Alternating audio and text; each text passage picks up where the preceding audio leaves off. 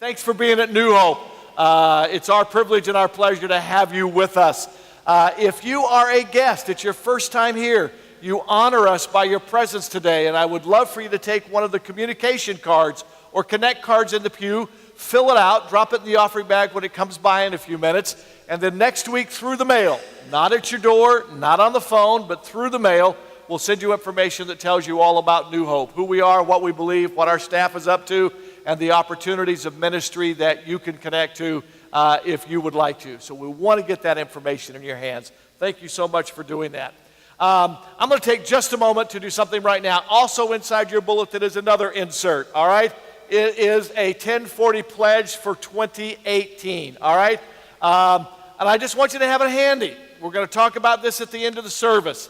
But there's two ways in which you can pledge, and you don't have to pick one. You can do both, all right? Or you can do just one. The first one is I'm going to pledge to the project that you're going to hear about today, all right? And if you're new to New Hope, we have an adopted village in Rolen, Ivory Coast, Africa. We have been involved in education there for the last 3 years. We have built 2 dormitories for a woman who has taken in between 20 and 30 orphans. They've run away because they've been under child slavery. They've run away because there was nobody providing care for them. Madame has taken them in. She's giving them an education. And then she also provides living and food and help with those who've graduated from her elementary school and have succeeded in junior high. And she wants them to go all the way to college. And so you're going to hear more about that in a few minutes. But we do have a project that we're going to share with you today, and so I want you to be thinking about how God can use you to help us meet that project goal of $25,000, okay?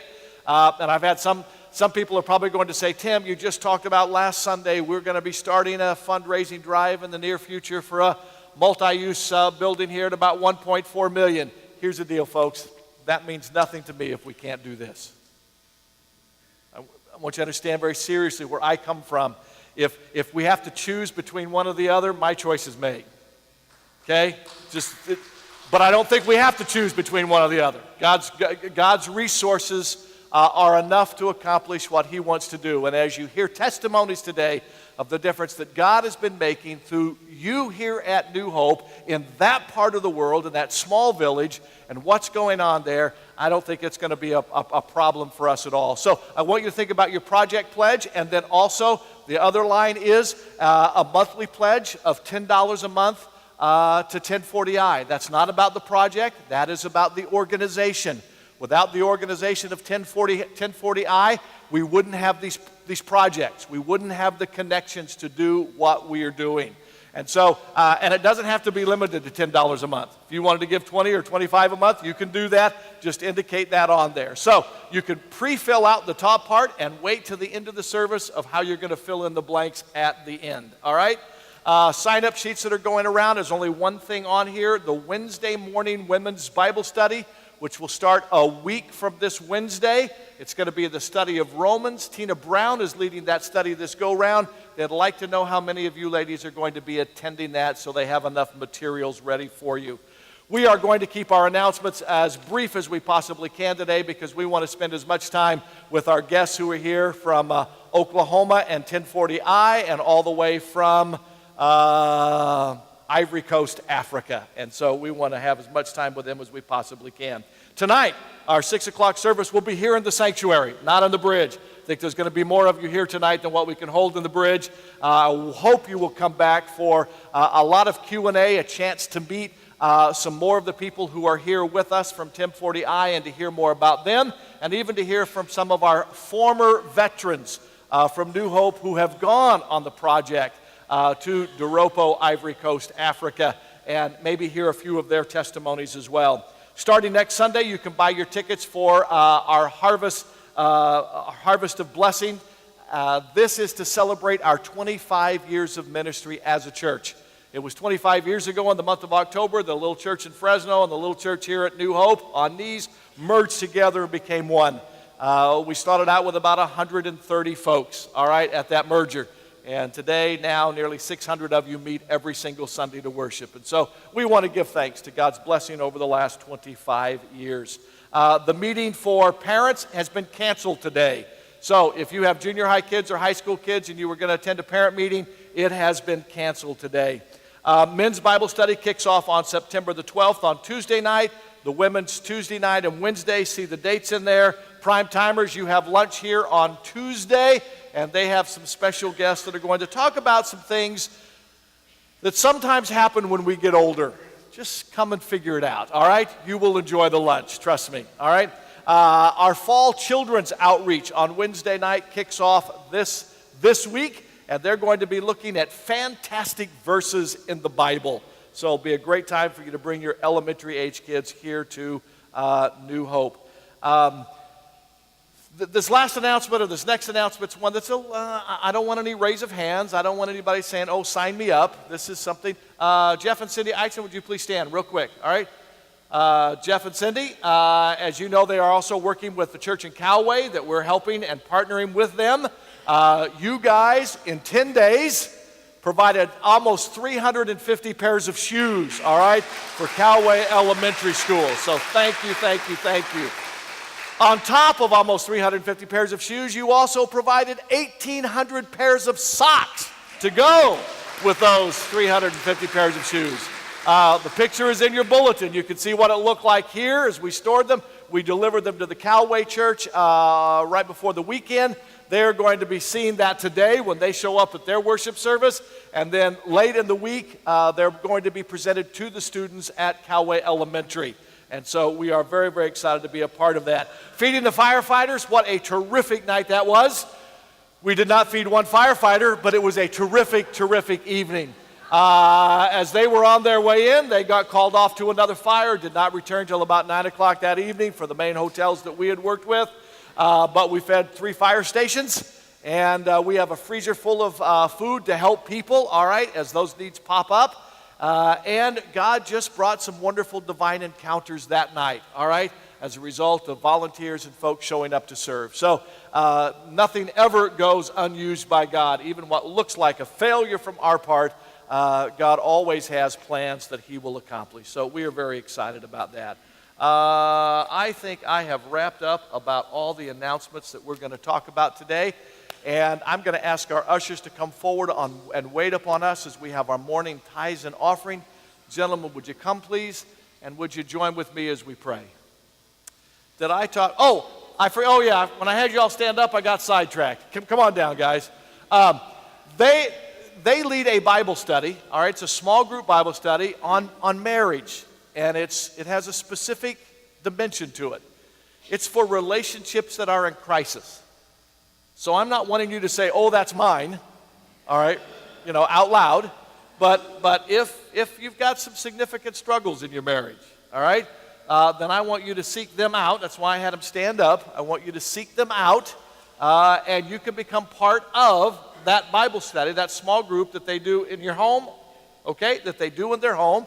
And they have had great success with relationships in crisis over the last several years with that particular small group Bible study. So we wanted to make it available to you, and just look them up. If you said, Tim, I don't remember what they look like, then contact me this week, and I will connect you with them. All right? Now, let's pray and have our offering. Father, thank you for the life that you share with us. You don't want this to be a relationship that is on again, off again. Your desire is that this be a 24/7 relationship. Every moment of every day, every situation we face, every encounter we're engaged in, every decision we have to make, you want to be at the heart of it all. You want to be the center of our life. You want everything else to radiate from the health of the relationship that we have with you. There are some who are in this room, Father, who are brand new believers. They're brand new children of yours. There are others inside this sanctuary who have walked with you for 40, 50, 60 years.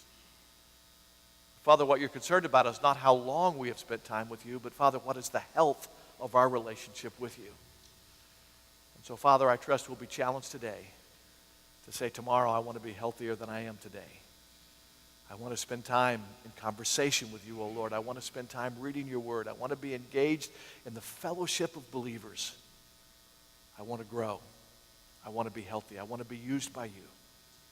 Father, thank you for our guests who are with us today from Oklahoma and the 1040i ministry. I want to thank you for those who are with us from all the way from Ivory Coast, Africa. I want to thank you for what you've done in each of their lives and how you have used them to make a difference in my life and the life of New Hope Church and our opportunities that you've given to us to be a Great Commission church going to the uttermost parts of the world. Thank you so much for all that you have done for us. Thank you for what you are going to accomplish today. We will trust you to meet the needs. In Jesus' name we pray. Amen. If you're a guest today, this is going to be a different kind of service than normal. You're not going to hear a sermon just from the pastor. You're going to hear several little sermons, all right, in the form of testimonies from some of our guests who are today about a ministry that is vital to New Hope Church. Mike Cousineau, would you come on up here? All right, take your seat if you would, please. Mike Cousineau. If you're new, you haven't been here for a little while, and you've never met Mike before, may I introduce to you my twin brother. He's slightly older than I am by about 3 months. He was born in Canada. I was born in Blythe. As I said, we're brothers with another mother and father, but we are brothers in Jesus Christ. We have been acquaintances since we were teenagers, and we have been friends pretty much all of our adult life. Apart from the moment that Christ became my Savior, and apart from the moment that God called me into ministry, there has probably not been more significant spiritual impact in my life than when Mike finally convinced me that I needed to go to Africa. And that has been revolutionary in my life. We've got folks out in the audience who have already been to Ivory Coast, Africa with us. If you are here, would you stand, please? You've already made this mission trip. We'd like for you to stand. All right? All right. Okay. All right. Oh, Lena and Delene are back there. All right. Hi, guys. All right. Pardon me? Yeah, Lena, Delene, come on up to the front because we're going to need Lena in a few minutes up close. So just come on down, all right? Just make your way on down. We have had 15 members of our fellowship who have gone to the Ivory Coast of Africa over the last 7 years. That equates to 28 trips. A few of us have been multiple times. Some, once and done is enough, and that's okay. They would tell you it was life-changing for them, all right? But once was enough. Others of us just can't get enough. And so we just keep going back. And we hope there'll be some of you who, after today, will want to go for your very first time next February, all right? We would love to take you along. We have 5 already signed up to go this year. And we're looking for a few more, and we'll talk about that in just a little while. We do have a very special young man who flew a long, long ways to get here. His name is Fidel. Before I have him come up on the stage, I would like to throw up a picture. He had a first-time experience on Friday night in the city of Clovis. Anytime anybody comes to Clovis, I think they ought to ride a horse. And so there is Fidel, cowboy hat and all right, on a horse. And so, Fidel, would you come on up and join us up on stage? And I'm going to hand this mic to you to hand to Fidel. Is there any way that we can throw Fidel up on the big screen for just a second? Is that doable? I'm asking for technology that I don't know that we're capable of, but I heard yes. Okay? All right, there's a picture of him with a hat on. All right, that's not bad. Actually, that'll work. You don't need to worry about throwing him up on the big screen. I want you to see Fidel does not have 2 legs like the rest of us do. All right, some of you in the back probably can't see him even up here on the stage. And so, but I want you to get acquainted with Fidel today. So, Mike, why don't you find out some pertinent information for our congregation with Fidel? Fidel speaks how many languages? Tu parles combien de langues? 2 langues. Le Belgique, Français, that's tout. 2 languages, just like me. So he speaks French? French and his tribal language, which is Lobi. Okay, all right. And he's learning a little bit of English. He is learning English. So the third language I am trying to learn is English. Donc tu peux les saluer en anglais. Si, allez-y. Good morning.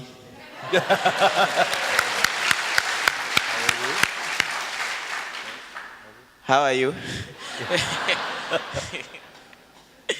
Okay. My name is. My name Fidel. I am from Côte d'Ivoire. I am 16 years old. Oh, say something. Good, yeah, Ah. good.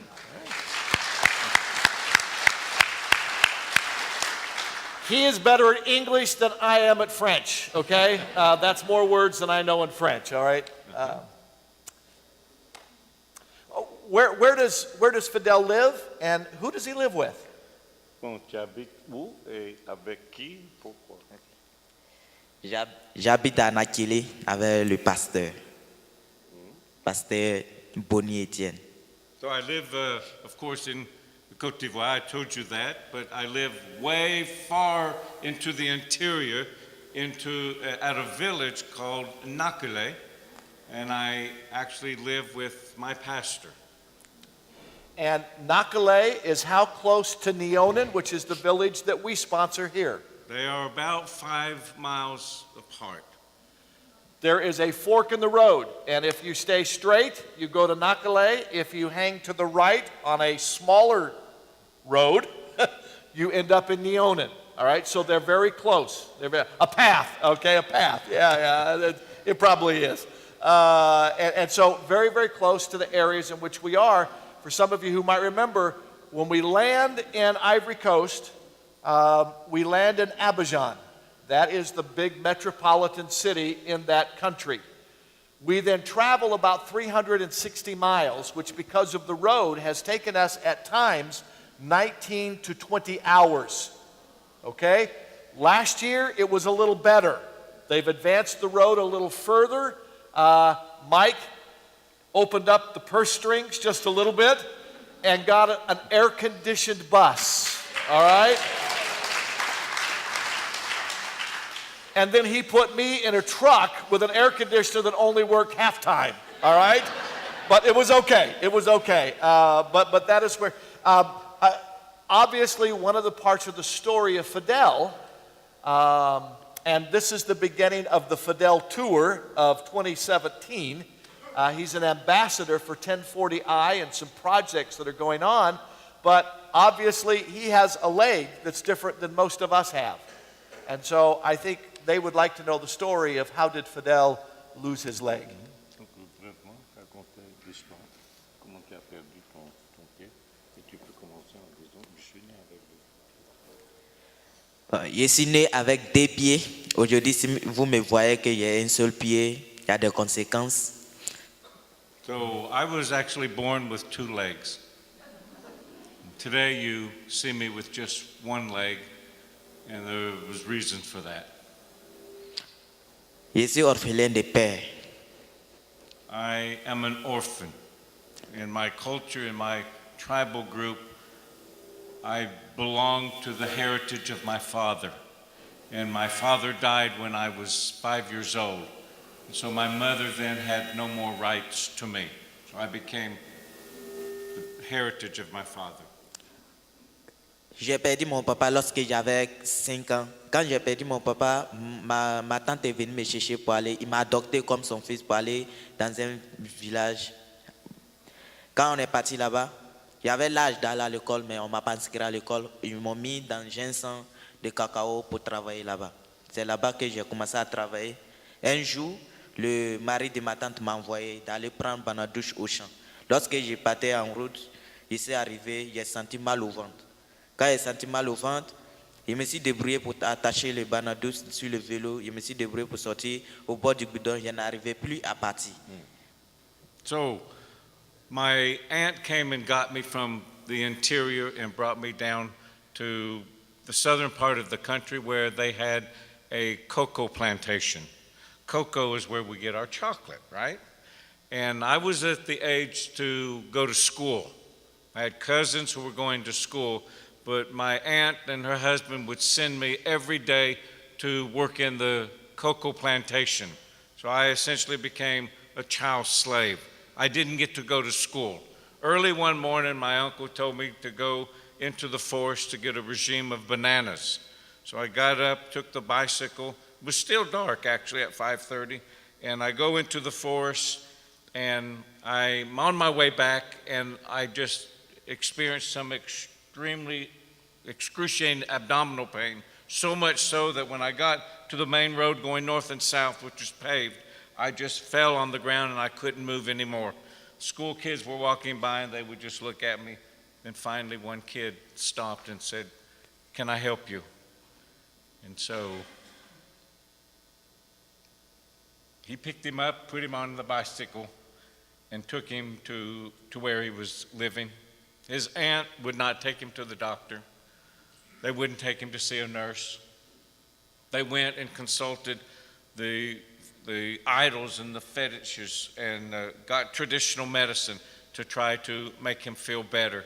And nothing worked. He just got sicker and sicker, and the pain moved down into his leg, and his leg began to swell. And after about 6 months, it was getting worse and worse, and nothing was helping. And so in their culture, if you perceive you're going to die, then you try to get back home. And so nothing was working, and so his aunt sent him back to the village where he was born. And his sister started taking care of him, and they too went to see and make sacrifices to get medicines to try to heal his leg. And this went on for over a year, and he got sicker and sicker, and he could hardly walk. And we actually have pictures of his legs like this.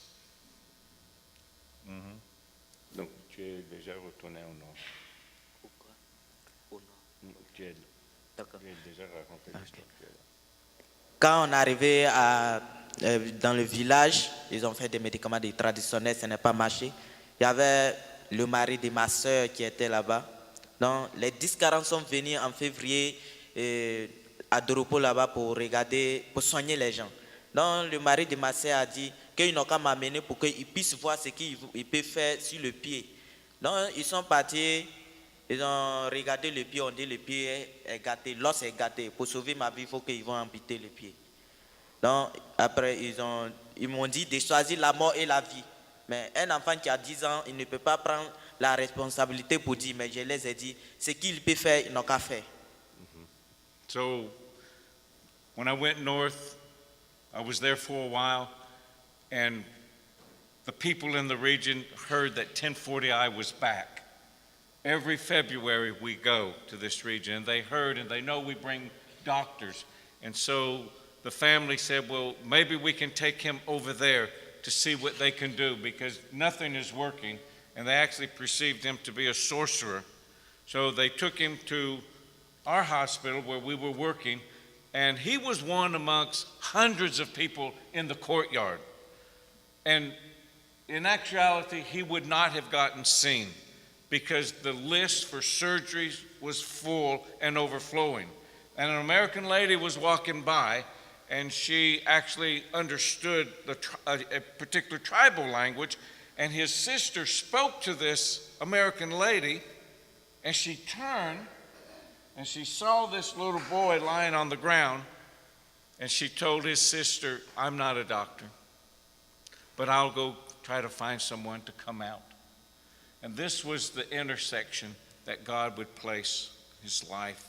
And Dr. Cox from West Virginia came out and looked at him, brought him in, did an x-ray, and they saw that his leg was ruined.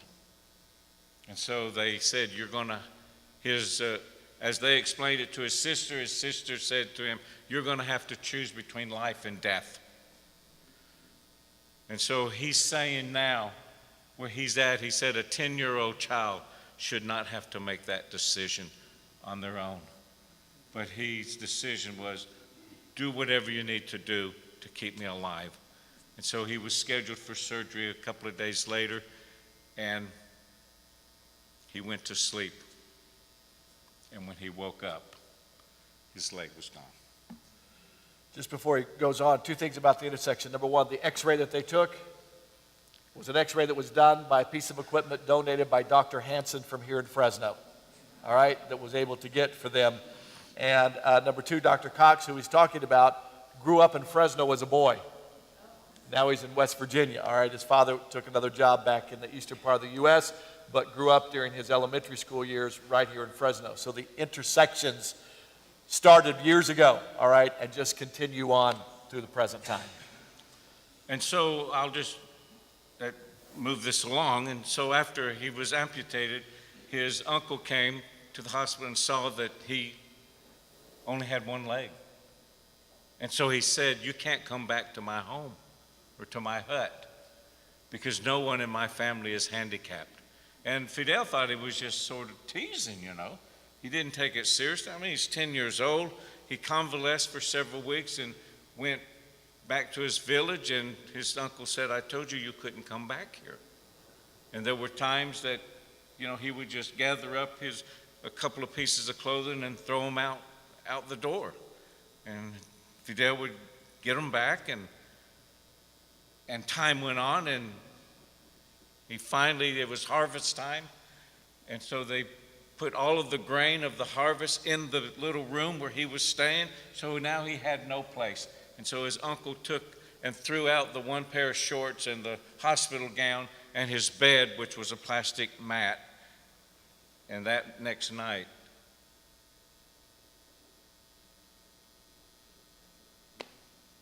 that's where he slept, right by the door. It reminds me of a little dog, you know, a little puppy. And rejected all his life. No one loved him. Which transitions to the next question. Yeah. How did he discover Jesus? Comment tu as rencontré Jésus? J'ai rencontré Jésus. Un jour, le pasteur est venu dans le village, il entend annoncer l'évangile. Et il m'a approché, il m'a dit qu'il y a un père au ciel, il est le père des orphelins. Lorsqu'il a commencé à expliquer, j'ai vu que si je ne suis rien devant les hommes, mais je serai quelque chose un jour devant Dieu. Donc, à ce jour-là, j'ai donné ma vie en Jésus. So one day a pastor came to our village and he saw me sitting there in front of my hut, and he approached me and found out that I was an orphan in the situation I was in, and he told me, he said, "There's a Father in heaven who's the Father of all orphans, and he will never abandon you, and he loves you." And he continued to tell me about God, and he said, "If I am nothing before men, but I am something and someone before God, this is the person that I want to place my trust in." And I did that day. Amen. Amen. Amen. And that's how he come to live with the pastor, correct? That is how he came to live with the pastor, because he was just pushed out. And he is a church planter working under 1040I, correct? That's correct. All right. 1040I has 11 church planters working in Ivory Coast right now, planting churches and villages. Fidel has a dream. What is Fidel's dream? Quel est ton rêve? Mon rêve, c'est que je veux être médecin pour soigner les gens, pour sauver la vie des hommes. Parce que c'est les médecins qui m'ont sauvé la vie. Et j'aimerais aussi pour que je puisse suivre les bonnes éducations pour être ici un jour pour terminer mes études. So my dream is to become a doctor, because it was a doctor that saved my life. And I would like in turn to help save others' lives. And so it's extremely important that I have an education. Fidel, at the age of 15, asked his pastor, "Can I go to school?" Well, in actuality, he had aged out. But we know the director of the school. He got in. He wanted to go to school, first of all, so that he could learn to read the Bible. That was his first motivation. And so he went to school 2 years ago in the second grade. I was there in the country just about that time 2 years ago, and his pastor came up to me and he said, "You know, I have a little boy in my church who's amputated." I didn't make the connection at that time that we were the ones that amputated him. And he said he wants to go to school and he needs a bicycle.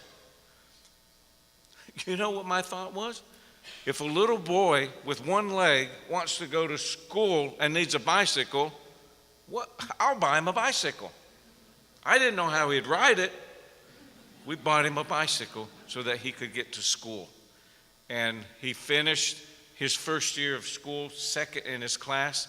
He just finished the third grade this year, number one in his class.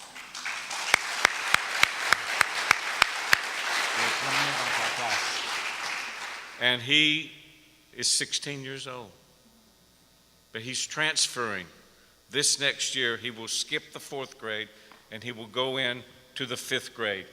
And this is the school right here at Tonda, the elementary school, the bilingual academy that we're doing. And so that is, in a nutshell, Fidel. And this is what needs to be finished to that. This ends at sixth grade. This is the state of the art, the best school in the country. It only, 1040i built it. It only goes through the sixth grade. For him to pursue his medical degree, he needs to go on and finish high school. So this school needs to be built. This is a project after we finish Neonan this year that I want us to become engaged with other churches to see that it's finished. I like Mike's quote. He talks about planting trees. And he said, I might not be able, see if I get to sit under the shade of their trees, but I still get to plant those trees. And this is one of the trees that he's planting, and hundreds will come along and go to that school. Here's why that last song that we sang is so important to me. He was a slave child. That's the way his uncle treated him. And every time I sing that song, I'm no longer a slave. I think of Fidel. He is not a slave anymore. He is a child of God, and he is my brother. And God has a plan for this young man. He didn't let him die. He raised him up for a purpose, and we have a chance to help with that purpose. Don't you love this smile? I love you, Fidel. I love you. Thank you. Thank you. Mike, I'm going to skip you right now, all right? That's good. Most of us know you pretty well, so I'm going to jump right past that, except I want Delene, your beautiful wife, to stand up. Delene and Mike have served together in the Ivory Coast of Africa for how many years? 37. 37 years together. She battles Parkinson's over the last decade, 12 years. She's been going to Africa with us in February. Every time I get tired, I look at Delene, and I'm not tired anymore because I know how much effort and work it requires of her in order to be there and to do what she's doing to make 1040i viable in Ivory Coast of Africa. You have a few other folks here with you today, and that is Pastor Paul. Pastor Paul, would you come up?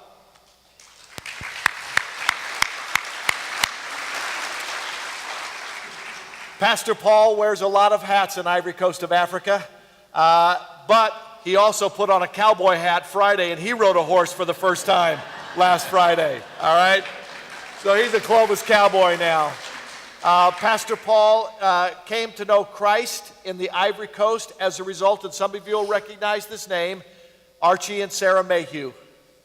And They are dear friends of our families, and I did not realize until a few years ago they were the ones who brought Pastor Paul to know who Jesus Christ was. Pastor Paul is a pastor. That's why we call him Pastor Paul. He's also the pastor to pastors in the Ivory Coast. He is also the in-country president of 1040i, and he is the one who oversees the educational process there, so that in America, we have different guidelines than they have there, and we have to make sure that we meet their guidelines. And all those hats fall on Pastor Paul. Welcome to Clovis and New Hope Church, Pastor Paul. Thank you.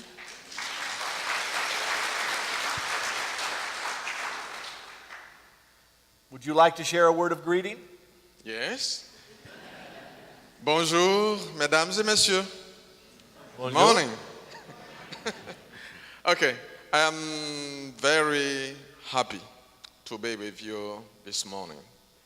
This is not my first visit in this church because I came here in 2007 and I had the privilege to give a sermon here. So you have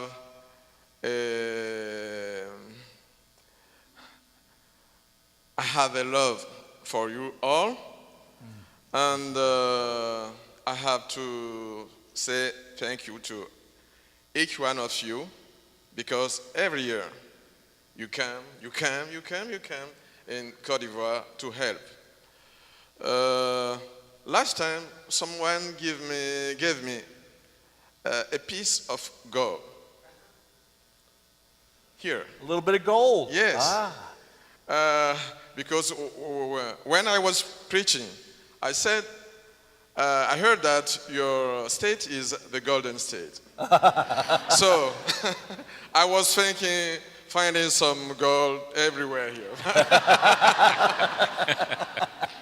So at the end of the service, someone came and gave me a little piece of gold.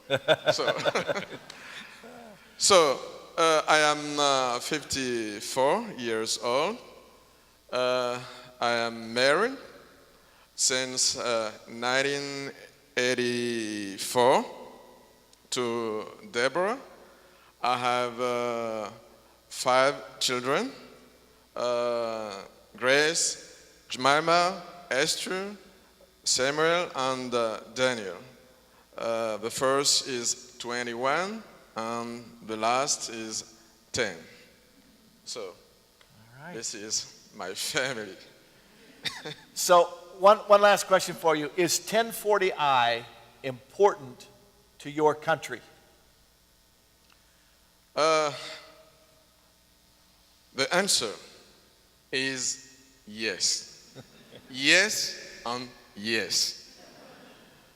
You know, Jesus in the Great Command said, go and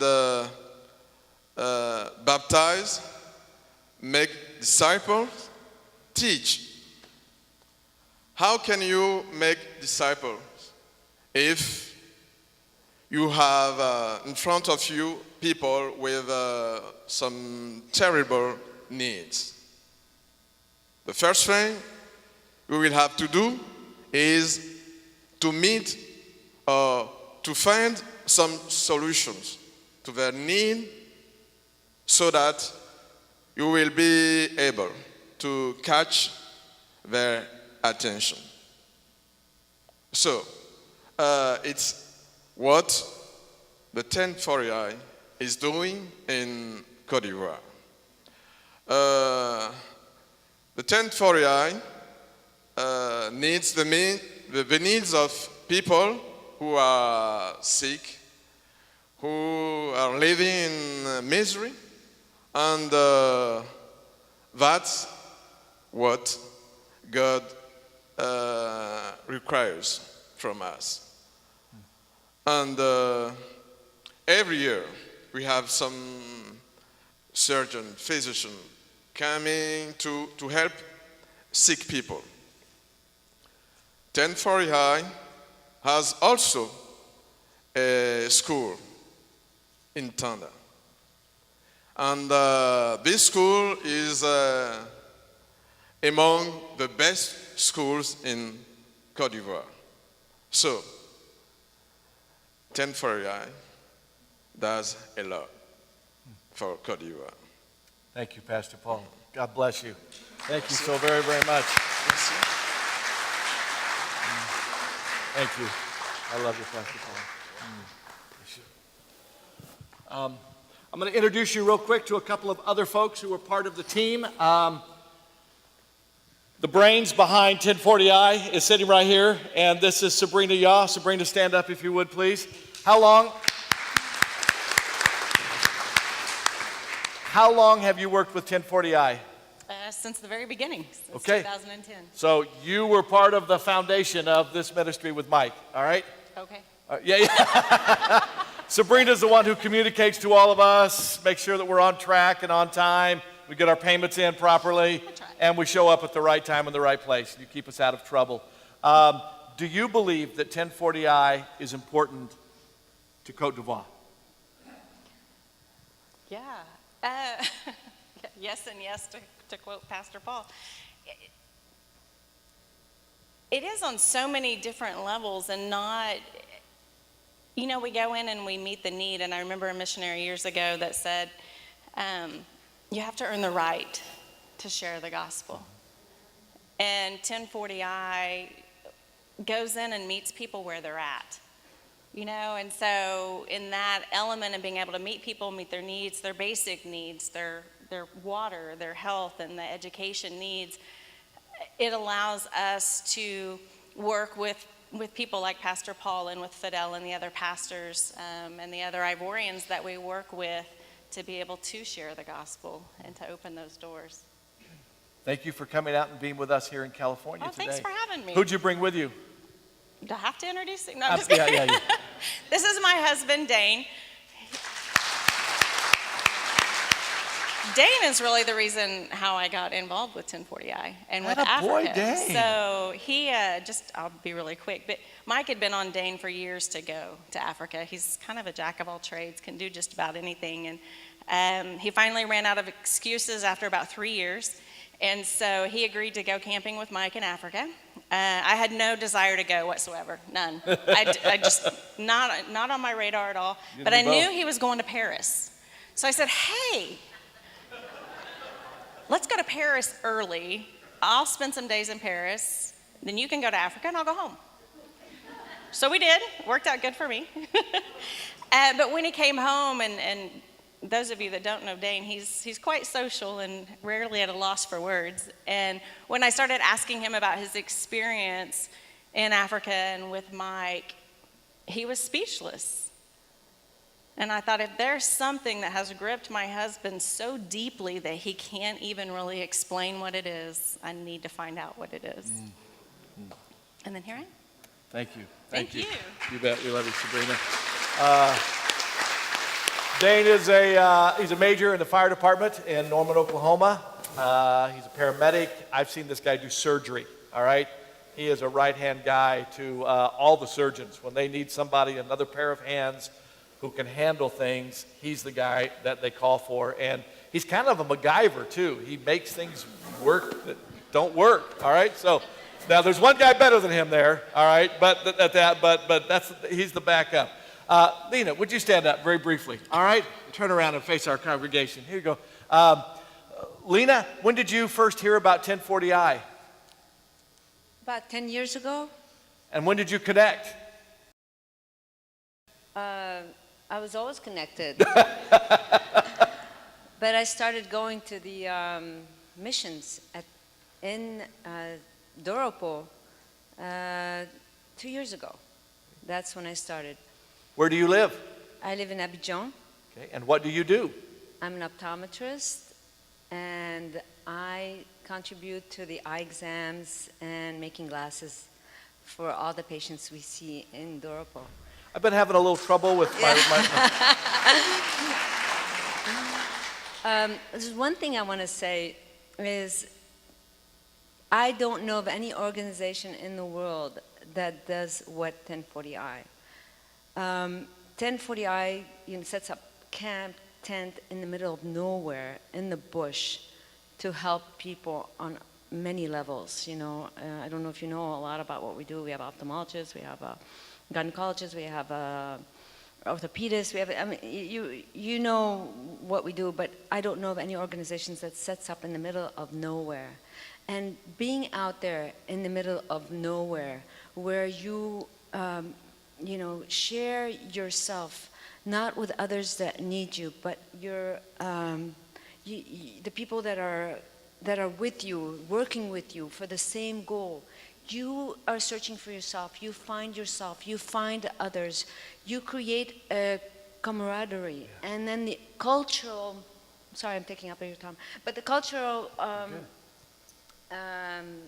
unity that you make, whether it's whoever's sick, whoever is helping you, because we have Ivoirians also that come and help us. We are 120 people there in the middle of nowhere, just trying to make something happen. And what's your nationality? I'm originally Lebanese, and I'm fourth generation from the Ivory Coast, and I'm just really blown away by having you guys come out there and help us out. I think it's wonderful. So 80 of you come out every year, and we'd like to see more and more of you. Thank you so much. Thank you, Lena. Thank you. Have your phone here real quick, just a minute. Okay. And it's Lena influenced her father to take care of us 2 years ago in our hot, miserable experience, and we got to have a wonderful meal in a very cool hotel once we got back from the field. I'm going to transition on to Chris for just a moment as we kind of wrap things up. I'm going to try to do this. This is technology that I'm not really good at, but let's see if this works. This is a phone message that came to Shelley at 2:45 Friday morning, a.m. Madame Elise, okay, the teacher in Neonin, all right?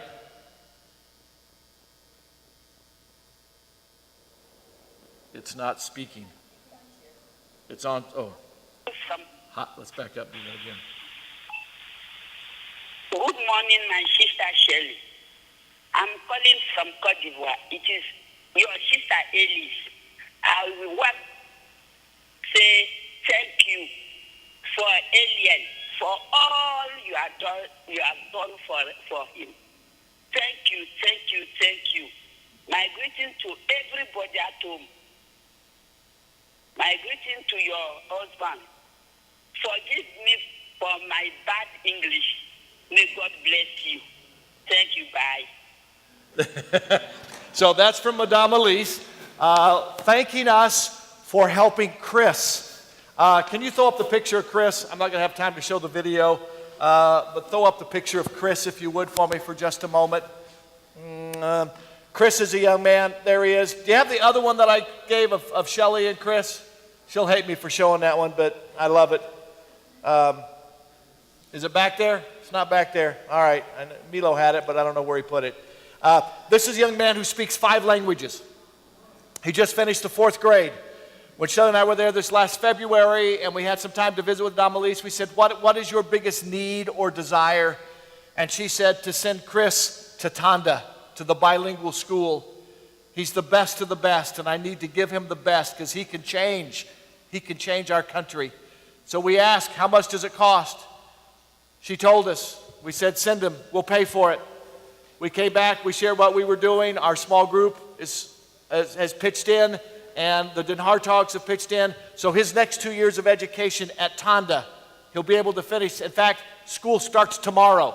He arrived there this weekend, all right? And school starts for him tomorrow at Tanda. When I preach at the end of the Kids Fest, a brief sermon to those 150 or 200 kids that are there, it goes through 2 translators, from English to French, and then he is the one who translates it into the local dialect. Is that Lobi? And when the translator, who's a grown man, translates it from English to French, he stands there and he says the words in French. When he translates into Lobi, he mimics every gesture that I make inflection of my voice. He's an exact duplicate, all right, of that. He is so awesome. And this is our adopted son, all right, in the village of Neonan. And he's at Tonda. And when he finishes 6th grade, he needs a junior high to go to. So I'm just planting the seeds for next year's project. Do we have the picture back there of the damage at Neonan? Would you please show that? How old is he going into the 5th grade? How old are you? Is he 10? Is Chris 9? Is Chris 9 or 10? About. Okay, that works for me. Okay, this is one of the dormitories that we built. There's the roof of the dormitory that we built 2 years ago. In a storm, just literally took it away. That's the inside of that dorm. That's what happened a couple of months ago. The roof is gone. That's the back side. Okay, so here's what our project for February is. We need to repair that damage. That's going to cost us about $10,000. The last final piece to the project, this does not mean we're going to stop supporting Neonan. We will continue to support the kids there till they finish their education. But this will complete the construction project. So what I noticed this past year when we were there is there's almost 60 kids that Madame Elise has taken in. Little children who've knocked on her door in the middle of the night because they've run away from being slaves. And they've heard about Madame Elise, and she takes them in. She gives them a place to live. She feeds them. They get an education. But I noticed that though they have a place to sleep now, because of you, they all have a bed to sleep in, but they all sit on the ground to eat all over the place. And so I thought it would be very, very good if they had a dining room, a place to eat together. And so we can build the dining room. They have one at Tonda, and it's going to be a duplicate of that, and it'll cost us about $15,000. So what we need to raise is $25,000. Okay? That's less than what we raised last year. So we can do that. So I want you to get out that piece of paper, that pledge card. It would be great. God may have already moved on you about what you want to give today after what you've heard. Fidel is an example of what we've been doing, what they've been doing for 39 years in Ivory Coast of Africa, what we've had the privilege of being engaged with for the last decade with 1040i and Mike Cousineau, and specifically with what we've been able to do in the region of Neonan and Nakale. And so you see the fruit right there. You saw a picture of a young man right up there that already it's making a difference. And so there's two ways that you can support. And you can do one or the other or both. One, a $10 pledge that goes to keep Sabrina and Mike being paid. That's important. That's important. That's a $10 a month pledge, or you can make it $20 if you want to. They won't mind. Right? Or 50. Or 50, okay. The single line is a pledge. Now here's the deal on the pledge. We'd like those pledges in. You can make the pledge today. You can drop it off. Actually, ushers. Yes, I'm going to have the ushers, if you'll come forward. I'm going to give you all a minute or two. If you've already written a number down, I'm giving you a moment to do that. Just pass those to the end. If you haven't written a number down, bring it back tonight. If you haven't written a number down and you can't come tonight, bring it back next Sunday. But the pledge, we would need to have it fulfilled by the end of November. So if you're going to pledge $1,000 and you need to break it up, then it needs to be paid by the end of November. If you're going to give $5,000 and you need to break it up, it needs to be paid by the end of November. You're going to give $50. Well, whatever it is, all of it together is what gets us to 25. I love that sound of checks being torn out already. That's a wonderful, wonderful sound. All right. Pardon me? Yeah. And now, this does not include the sponsorship of our junior high kids. Remember, many of us last year sponsored 36 junior high kids. We will have all those pictures and their names who are still in school starting next week, okay? And then we'll begin that adoption process. This is for the project. Yes, sir. Okay, I have a question, Jim. Fidel needs to go to high school. He's going to be an element. He's got 2 more years of elementary, yes. The high school's not even built. Right. So what's going to happen when he finishes elementary? Well, we hope to get the junior high built. That first, then we have a couple more years to get the high school done. Because my thought was, would it be possible to sponsor him to be homeschooled?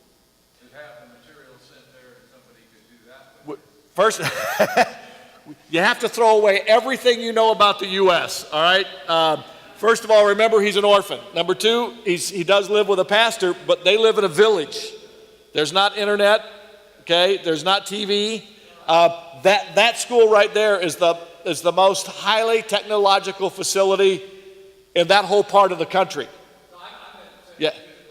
Yeah, well, and that's what we do there. And they've got teachers, and we've provided teachers, and we can makeshift rooms for a year or two, but we'll eventually need to get those buildings built. But good question. I like the way you're thinking.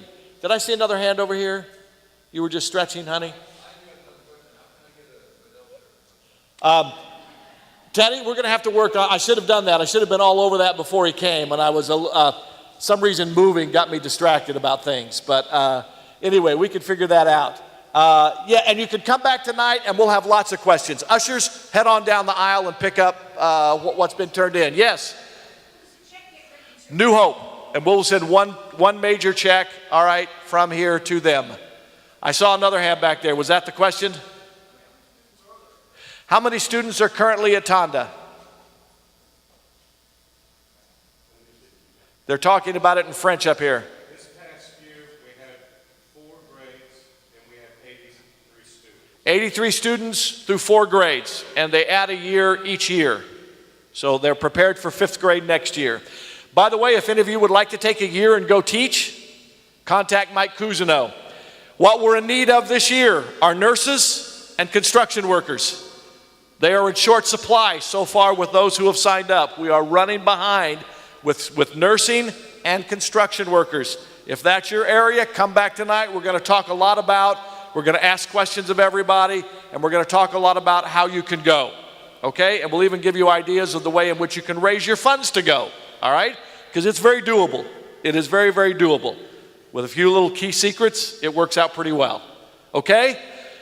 So, if you didn't leave behind your pledge today, take it home, pray about it, bring it back by next week, and it's going to be exciting to see what God does through New Hope again in Ivory Coast, particularly in Neonin. Would you stand? Let's pray. Our Father, we love you. We thank you for the time that we've spent together today. We thank you for what you're doing around the world. Thank you that we are part of a Great Commission church. We're going to be excited to see what you do in the days ahead. In Jesus' name, amen. Now don't move. Last thing. You heard Pastor Paul refer to the Great Commission. Jerusalem, Judea, Samaria, the uttermost parts of the world. I've always wanted to pastor a Great Commission church.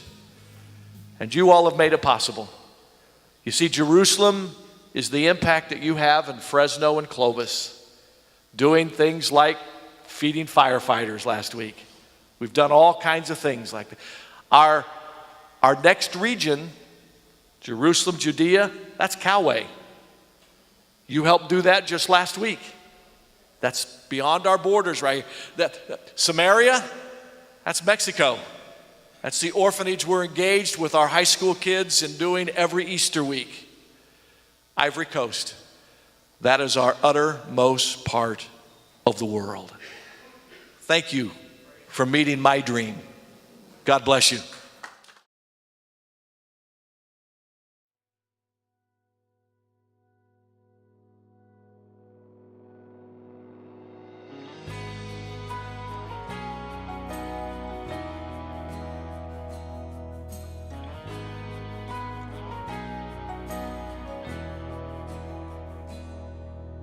This life is a journey we walk by faith, and there will always be the mountains in our way.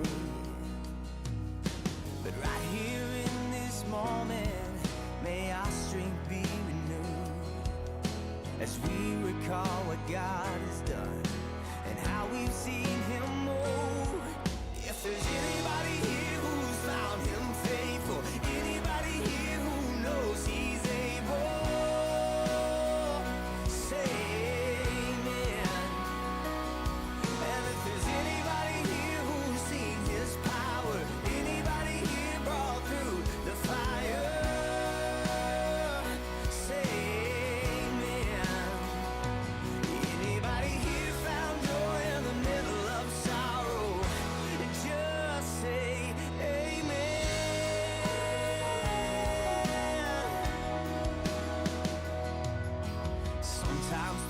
darkness.